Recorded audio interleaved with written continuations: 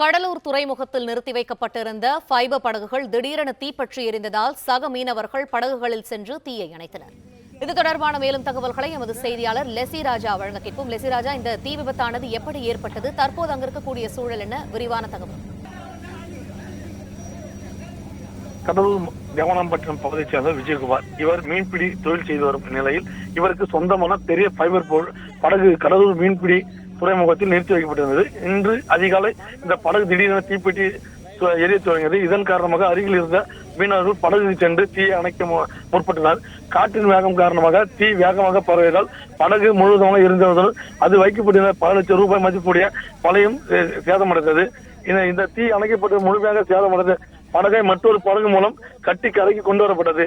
இதனால் தீ விபத்து ஏற்பட்டது என்பது குறித்து கடலூர் துறைமுக போலீசார் வழக்கு பதிவு செய்து விசாரணை மேற்கொண்டு வருகின்றனர். கடலூர் மீன்பிடி துறைமுகத்தில் நிறுத்தி வைக்கப்பட்டிருந்த படகு எரிந்த சம்பவம் அப்பகுதியில் பெரும் பரபரப்பை ஏற்படுத்தியுள்ளது. பிளே ஸ்டோர் மற்றும் ஆப் ஸ்டோரில் இருந்து பாலிமர் செயலியை QR கோடு மூலம் பதிவிறக்கம் செய்யுங்கள். செய்திகளை உடனுக்குடன் பெறுங்கள்.